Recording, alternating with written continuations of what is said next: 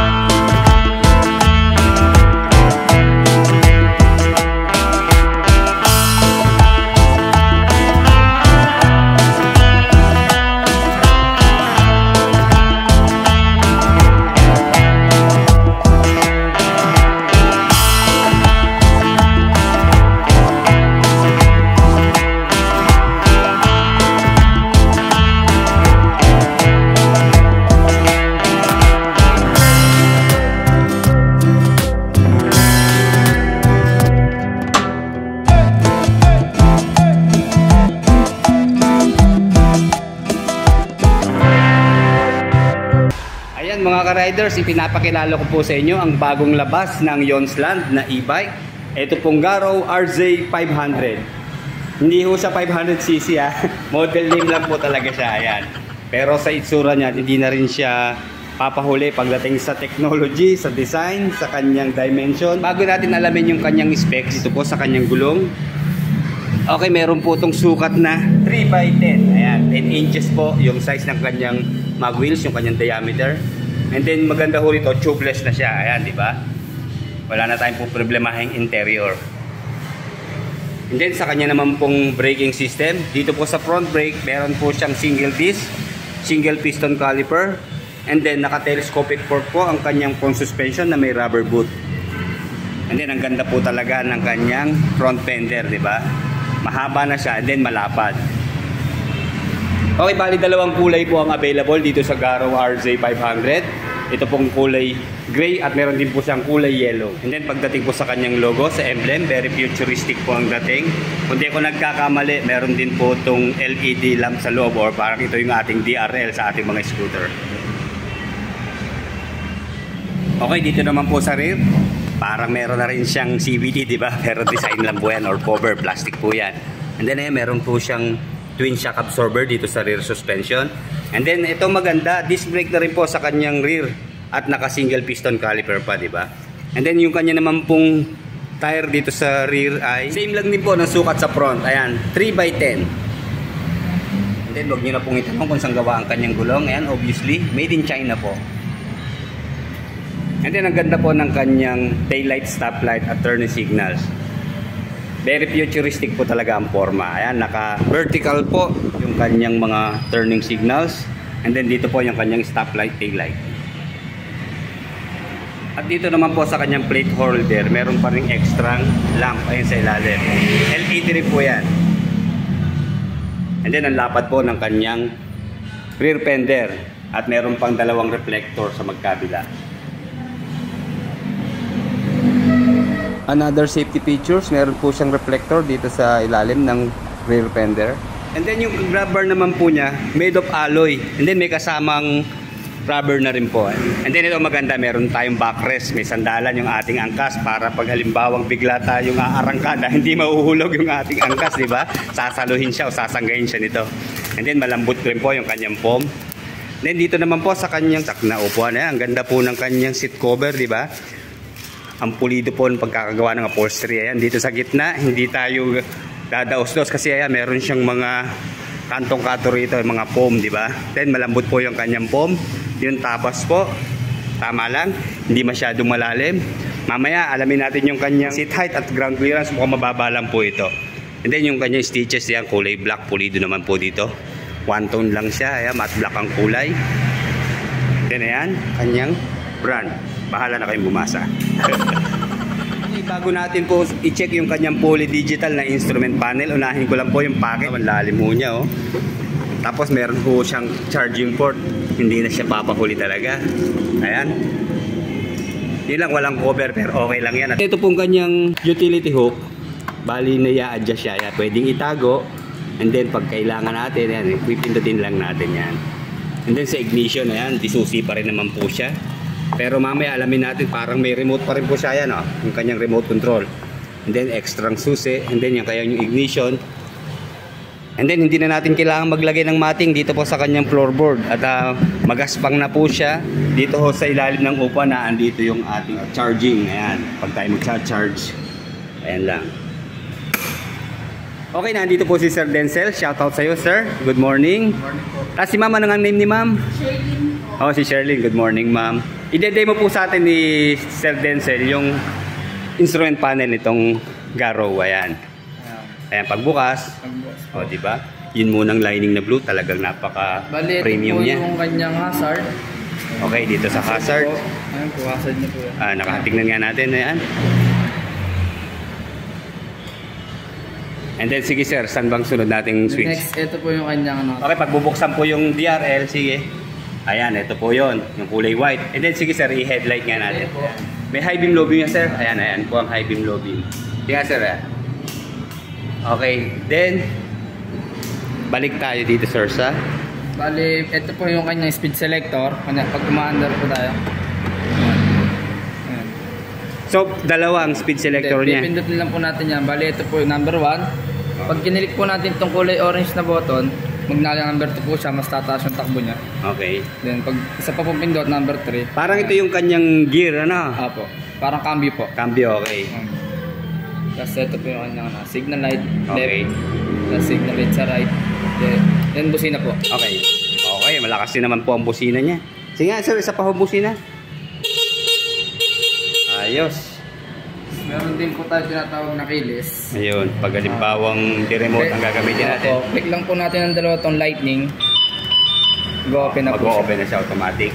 Tapos patay lang din po, susi lang din po. Unlock. Okay. Tapos ano pa yung isa sir? Ano pa yung Bali, button? bell sign po. Sige nga sir, try nga natin. Okay. Parang locator po. Oh, locator lang. Tapos yung isa. Lock sign.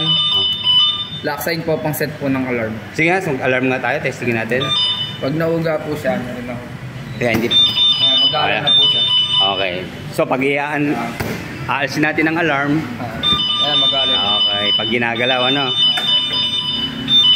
Mang-alis lang po sa alarm, unlock din po ulit. Okay. And then sir, pwede ba tingnan natin yung kanyang U-box? Pakibukas nga. Malaki po yung Dyan din ang bukasan sir. Ano? Okay. Ayan. Aba, eto matindi. Ang lalim po. Pwede tayo yata maglagay ng isang kapang bigas dito. Ang lalim po. Isang case na Red Horse. Ayan. Okay, sige sir. Meron ba tayong helmet dyan? Meron ba? Testingin natin ha. Kasi yung mga ka-riders natin na mag-ship sa e-bike. Ito, isang choices niya po. Sige nga sir. Ayan ba yung giveaway nyo sa helmet? O yan, pag bumili po tayo dito ng e-bike, kaya meron silang giveaway na helmet. Yun lang, half face lang siya. Ayan. Pero sigurado, pasok na pasok to. Pero obviously, sa lalim po nito, pasok po dito ang isang full face helmet. Baka isa pang half face, pwede pang magkasya. Ano? Okay, sige sir, thank you. Anong purpose nito sir, itong breaker na to? Hindi natin siya gagamitin ng mga 2 to 3 days. Patayin lang natin. Parang ito yung main switch, ano? Pinatay po natin yan, hindi po kayang buhayin yan. Okay, dapat dito talaga patay pag iiwan ng matagal, ano? Okay, sige sir, thank you. Okay, check natin yung kanyang side stand. Meron daw po itong kill switch. Ayan, halimbawa yan, natakbo siya. Pag binaba natin, ayan, wala na. Hindi na siya gumagana. So, isa sa safety features nito pong e-bike na to.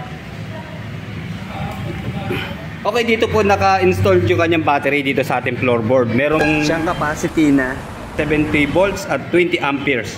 1,200 watts.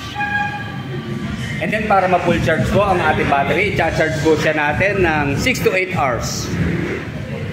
And then sa top speed naman po niya, hulaan nyo mga riders, above average po siya sa isang e-bike. Tumatakbo po ito ng 70 kilometers per hour. So hindi na masama, di ba? Para na rin tayong naka-scooter. And then yun naman pong kanyang range o yung layo ng kanyang kayang takbuhin, nasa 55 kilometers lang po. Okay, wala po tayong details ng kanyang ground clearance at seat height, pero sa itsura naman po niya na yan, side stand natin, ang baba na po niya. Okay, sasakyan po natin ha. Ayan, super baba po talaga. Ayan, napaka-komportable po. Ayan, friendly po ito sa mga hindi binayaan ng height. Okay, ayan. Ang lapad talaga ng kanyang floorboard, oh. And then, kala ko kakadidikit sa atin yung kanyang manibela pag turning radius, pero hindi ho. Okay lang siya. At hindi ho tayo pasubsob, di ba? Ang taas ho ng kanyang manibela. Ang ganda po ng kanyang pagka-upright position, no? Ito nagustuhan ko yung kanyang square or rectangle na side mirror, di ba? Tumerno sa body niya. Okay, ulitin nga natin. Parang tayong nasa future nito sa ganda ng kanyang instrument panel, oh.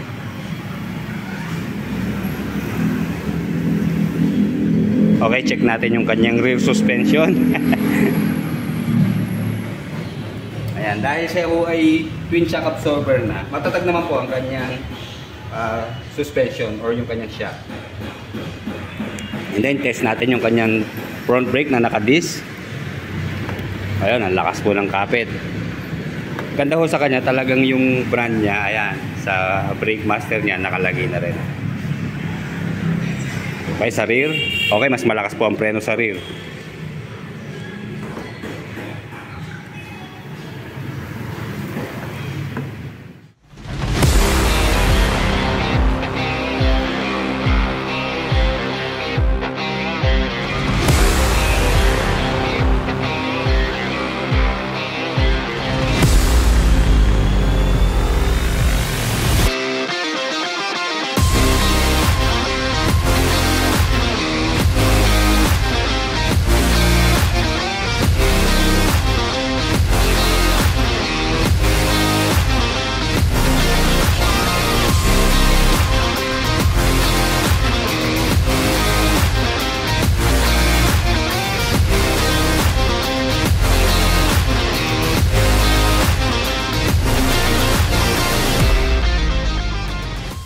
Magkano po ang cash price ng Garo RZ500? 45,000 sir. Tapos pwede din naman siyang in-house install. Okay. Magda-down po ng 10,000. 10K. Wala na hong ibang option, talagang fix na sa 10K? Ayun po yung pinakamababa. Ay, pwedeng magtaas. Opo, pwedeng magtaas. Okay. 15, 20. Basta wag lang bababa sa 10. Wala na po ibaba. Okay ma'am, hanggang ilang months po siya available? 18 months sir. So magkano po pumapatak ma'am sa monthly? Sa 18 months? Sa 18 months po kasi yung magiging monthly niya ay 2.8. 2.8? Babalik po kasi siya sa SRT price na 46,000. Okay. Tapos kung 12 months naman, 4.2 po. 4.2 monthly. 6 months, 8.4 monthly. 8.4 monthly. Okay, sige ma'am, maraming salamat. May mga giveaways po bang kasama yan? Opo sir. Bukod po dun sa helmet. Bukod po sa helmet, raincoat po sir. Okay, pwedeng makita po yung raincoat sir, yung libre. Ano pa po ma'am, may libre po bang cellphone o? Sir, mura na po yun. Mura na. Parang alaga na lang ng cellphone. Sige ma'am, excuse me ha, puntahan lang nga natin yung raincoat. Ito pinaka-importante sa lahat. Ito yung lock, di ba? Pag halimbawang iiwanan natin na walang bantay, ito ang the best talaga, di ba? Ano bang klaseng lock to? Yang Wangu, diba? Buti hindi naging Wangbu, ano? Okay, dito po sa, ayan, mayroong libreng payong. Tapos raincoat po. Ayan, raincoat. siguro panahon ngayon hindi natin magagamit ito, pero pagdating ng tag-ulan, ayan. Pati itong motor pwedeng i-cover ng raincoat, ano po? Ayan, oh, meron siyang ano rito, oh, para sa headlight, ayan, para makita pa rin natin pag cover yung kanyang harapan, di ba? Sige, testingin nga natin. Okay, yan. Ayan. Hindi, dito lang hanggang sa baba. Okay lang, sige. Tanggalin natin. Ano ho requirements natin sa installment? Kapag installment po, kailangan po may sarili pong bahay yung buyer. Okay. Opo. Hindi pwede nagre-rent? Hindi po pwede nagre-rent. Okay. Tapos po, barangay clearance po, 2 valid ID. Tapos isa pong comment. Homemaker. Proof of income, hindi? Proof of income at saka proof of Okay. Almost the same din pala sa mga motorsiklo. Tapos po, kailangan din po ng co-maker ng 2 valid ID at saka barangay clearance. Okay, sige, salamat po ma'am. Okay, kung ang gusto niyo naman po, itong kanilang 4-wheeler, kulay yellow, ito po yung Model S1. Ayan, ang presyo po niya na 65K. And then, dito po tayo sa X9 Plus. 60,000 man po ang kanyang presyo. Okay, ang dami pa rin po nilang e-bike. So, ito pong kulay red and cream na combination na kulay.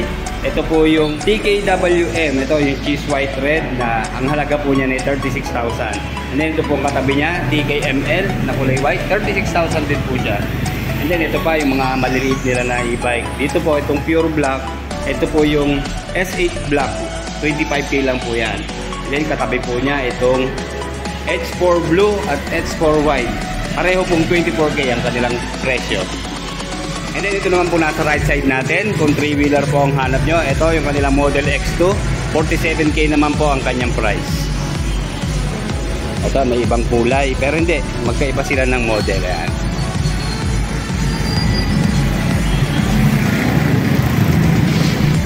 Hanggang dito na naman po. Like, comment, and subscribe sa ating channel. Mga ma'am, baka may papatiin kayo. Shout out po mga kamendo. Shout out po sa veterans na pinakamaganda. Ayos. Okay, sige po, maraming salamat po sa pagsubaybay.